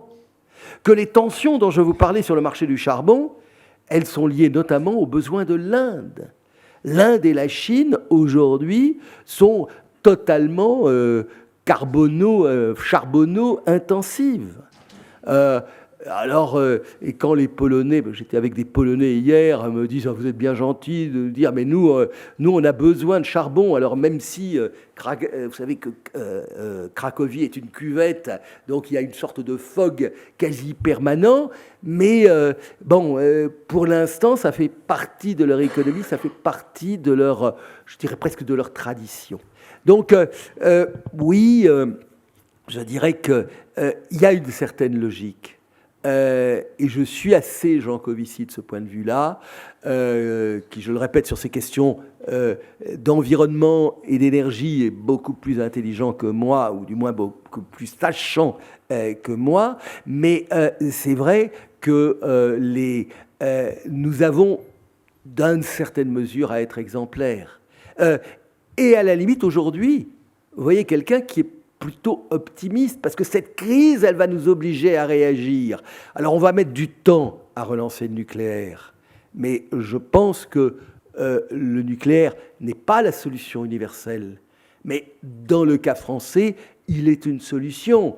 Et si vous avez des doutes sur les déchets nucléaires, je vous renvoie à l'excellent travail qu'a fait l'ancien directeur de la stratégie d'EDF, Jean-Paul Bout, sur la question des déchets du nucléaire. Puisque c'est ça l'une des questions majeures qui semble se poser. Nous allons probablement, parce qu'on a tout mis sur les renouvelables de première génération, il y en a d'autres derrière. Il y a la biomasse, comment utiliser. Finalement, plus nous sommes riches, un des grands avantages des riches, c'est qu'ils font plus de déchets. Il y a une corrélation totale. J'ai beaucoup travaillé sur l'économie du déchet. Et au fond, plus vous êtes riche, plus vous faites de déchets. Donc vous avez une mine que vous n'utilisez pas, que ce soit des déchets ménagers, des déchets agricoles, des déchets forestiers, sur lesquels, justement, vous pouvez jouer la carte de la biomasse. Et puis, tous les progrès que j'attends en termes de stockage de l'électricité, transport, c'est là où l'hydrogène peut jouer un rôle tout à fait fondamental. Au fond, oui, on va souffrir. Et cet hiver va être dur parce qu'on n'a pas de plan B, ou du moins les plans B sont des plans qui ne couvriront pas l'ampleur du problème si les températures baissent terriblement. Mais regardons aussi tout ce que cela fait en termes de nouvelles opportunités. Et faites attention à se dire « ouais, mais pourquoi est-ce que je m'embêterais alors que, regardez, oui, c'est vrai, le vrai problème, il est en Chine et en Inde. Oui, j'en conviens. Mais ce n'est pas une raison pour être moins exemplaire et pour continuer à prendre votre jet ski pendant l'été. » Ah, pardon. Oui, merci Philippe. Jean-Jacques Hervé, président. Alors, Jean-Jacques Hervé, président de l'Académie d'agriculture, le meilleur spécialiste sur les questions ukrainiennes, et celui d'ailleurs qui pourrait tout vous dire sur les tonnages qui peuvent être produits et sortis d'Ukraine. Mais ce n'est pas sur ce sujet, cher Philippe, que je voulais poser une question. Je voulais poser une question concernant les relations entre l'Europe et la Russie, précisément. Nous avons pris des sanctions de l'Ouest contre la Russie après 2014, après l'élection de la Crimée. Et nous avons vu la Russie contourner ces sanctions et devenir, en quelques années, un des grands exportateurs mondiaux de produits agricoles, premier exportateur mondial de blé. Nous venons de fermer les tuyaux de gaz qui existent pour alimenter l'Europe et nous pensons que nous avons pris des sanctions d'une efficacité redoutable. Moi, je me demande si nous ne faisons pas une double erreur. La première, c'est d'encourager la Russie à être encore davantage compétitive de nos agricultures. Et la deuxième, c'est que nous nous priverons de la possibilité de négocier avec la Russie une transition énergétique qui suppose que nous travaillions ensemble sur la diminution des ressources fossiles. Merci. Cher ami, cela voudrait dire que la Russie revient dans le champ des raisonnables. Ce qui ne me semble pas être le cas. La caractéristique quand même des despotismes, et je mets un peu Xi Jinping dans le lot, c'est à un moment donné que l'irrationnel l'emporte sur la raison. Et je pense que quelque part, de ce point de vue-là, c'est le cas de la Russie.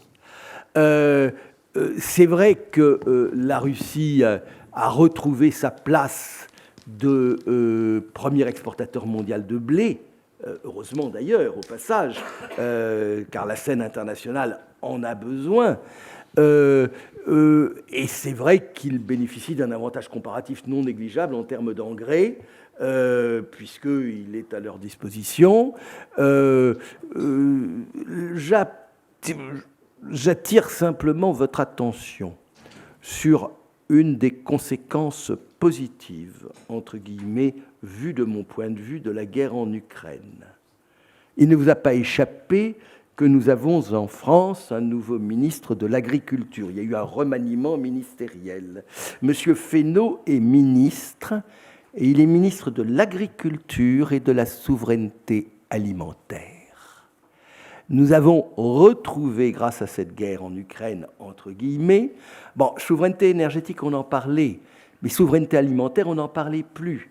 Et les gnomes de la commission, excusez-moi, je caricature un tout petit peu, avaient trouvé, sous l'influence d'ailleurs de ces mêmes partis verdâtres et irresponsables dans nombre de domaines, avaient trouvé intelligent de mettre en place une stratégie qui pour l'instant n'est que mise de côté, qui s'appelait From Farm to Fork. Vous savez, les Anglais sont partis, mais on continue à ne parler qu'anglais dans les couloirs de la commission, donc du champ à l'assiette, qui revenait, plusieurs études l'ont montré, à réduire de, suivant les productions, entre 10 et 20% des productions agricoles européennes, de manière à être...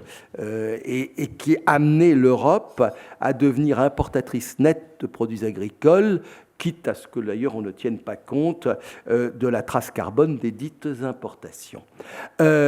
Pour l'instant, From Farm to Fork a été un peu abandonné, mais c'est vrai qu'on pourrait imaginer dans un monde de demain, d'ailleurs se posera la question si on intègre l'Ukraine dans l'Union européenne, que restera-t-il et comment réorienterons-nous ce qui restera à ce moment-là de la politique agricole commune?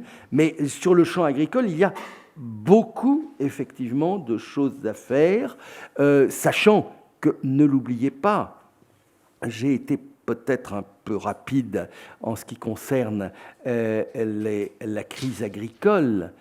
Je continue à penser qu'au-delà de l'énergie, au-delà même de l'environnement, le défi majeur de l'humanité au XXIe siècle, c'est de nourrir Alors, bon, il y a eu cet été des études démographiques d'HSBC qui a dit que peut-être nous ne serions que 4 ou 5 milliards à la fin de ce siècle. Il ne serait que 4 ou 5 milliards à la fin de ce siècle. Moi, j'étais resté à l'idée que nous serions, qu'ils seraient aux alentours de 10 milliards d'hommes, nourrir 10 milliards d'hommes, pas 10 milliards d'obèses américains, pas 10 milliards de végétariens indiens, 10 milliards de Français à peu près normaux pratiquant le French Paradox du point de vue alimentaire.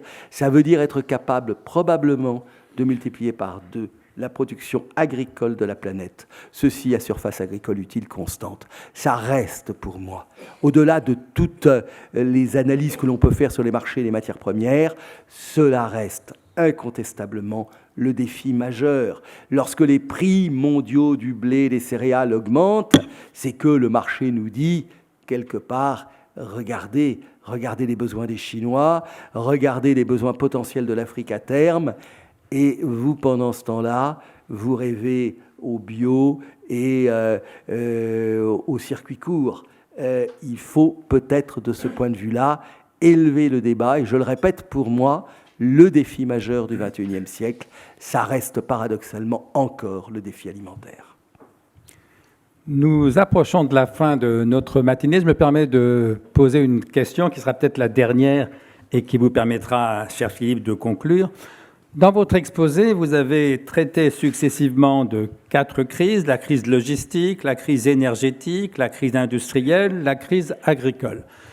Vous n'avez pas consacré une partie à une autre crise que vous avez bien sûr évoquée en passant, qu'on appelle souvent, je ne sais pas si le terme est approprié, la crise climatique. Vous dites en tout cas le dérèglement climatique. Alors je sais bien que vous n'êtes pas climatologue, mais je voudrais savoir de votre point de vue, qu'est-ce qu'on peut envisager à moyen terme comme étant les effets, les conséquences de ce dérèglement climatique, spécialement sur en général sur les matières premières et en particulier sur les produits agricoles? Alors, merci. Vous trouverez d'ailleurs un chapitre consacré dans Cyclope alors non pointant à la crise climatique, qu'aux négociations internationales, que toutes les mesures qui sont prises. Vous savez que maintenant, nous avons un rendez-vous annuel, les COP, dont la trace carbone d'ailleurs est assez considérable, ce chapitre est rédigé par celui que je considère comme étant un des meilleurs spécialistes de ces questions chez les économistes. Je veux parler de Christian de Pertuis. Bien entendu, je n'ai pas de réponse à vous donner en ce qui concerne la crise climatique. Il me paraît évident, comme à chacun d'entre vous, que nous vivons un temps de changement relativement important, que le réchauffement est une réalité. Je ne crois pas que les climato-sceptiques aient raison en ce domaine, et je crois qu'on peut toujours parler de phase de réchauffement, de refroidissement, etc. Il n'en reste pas moins que l'homme a une responsabilité tout à fait considérable dans ce que nous vivons aujourd'hui de ce réchauffement climatique. L'une des bonnes nouvelles, et un des marchés que nous traitons aussi un peu, c'est le marché du carbone. Alors là aussi, je suis peut-être plus assez suffisamment libéral, je préférerais de beaucoup que nous assistions, qu'une COP enfin arrive à accoucher d'un accord international dans lequel on déciderait d'un prix mondial du carbone. Faire passer le marché ne me paraît pas forcément la meilleure solution, et je vous rappelle que d'autre part, de ce point de vue-là, l'Europe reste une exception. La tonne de carbone en Europe, elle est à 80 € à peu près aujourd'hui. Sur le marché chinois, elle se balade entre 3 et 5 $. Donc il n'y a pratiquement pas de marché du carbone aux États-Unis, etc. Donc on reste quand même pour l'instant à des niveaux qui montrent bien, au-delà des grands discours au moment des COP, que la planète brûle, mais que les dirigeants de la dite planète n'ont toujours pas activé quelque pompe à incendie que ce soit. J'attire aussi votre attention, puisque j'ai fait une comparaison finalement entre les années que nous vivons et les années 70.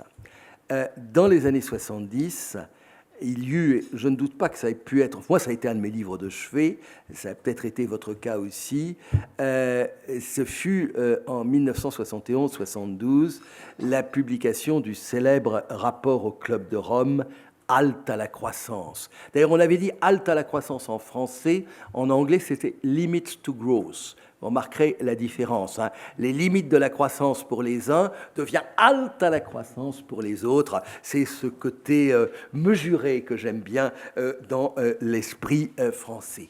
Si vous vous amusez, alors halte à la croissance a été réédité d'ailleurs il y a quelques années, mais moi j'ai toujours mon exemplaire, mon texte original, et je l'ai relu il n'y a pas très très longtemps, et ce qui m'avait frappé, c'est de voir que Halte à la croissance était passé totalement à côté des questions climatiques. Début des années 70, les questions climatiques ne se posent pas. On parle un petit peu d'environnement et de pollution, mais ça reste très limité. On aborde un petit peu la question de l'économie circulaire, mais en fait, halte à la croissance, c'est simplement le monde va manquer. Okay, de pétrole, il n'y aura plus de pétrole à la fin du siècle, disait-il. La plupart des métaux seront épuisés et la malnutrition régnera en maître sur les grandes mégapoles qui devaient se développer et qui se sont effectivement développées.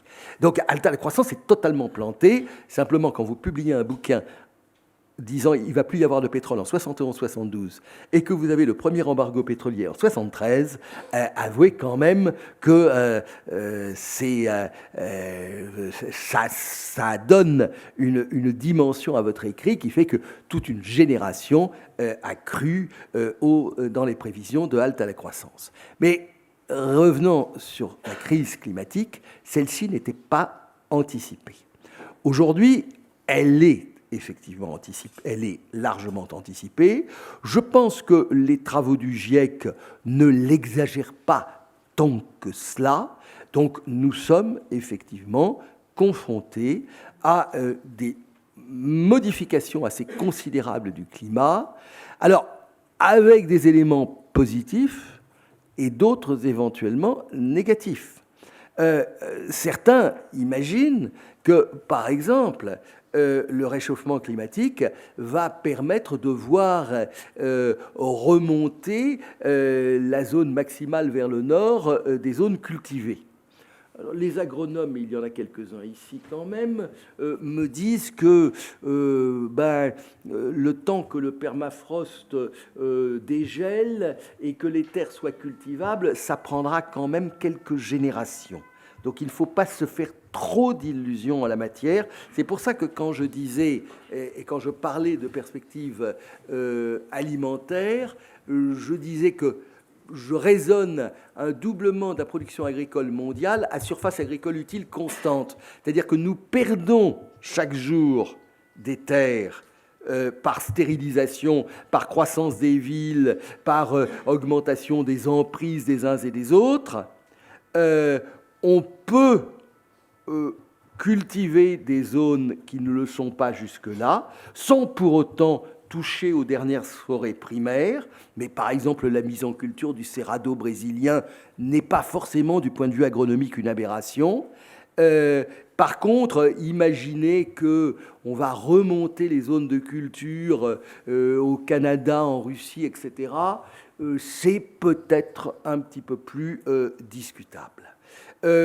Sur la crise climatique, finalement, ce qui me frappe, c'est que la crise énergétique va probablement en accélérer, qu'on le veuille ou non, la prise de conscience. Ça va dans le bon sens.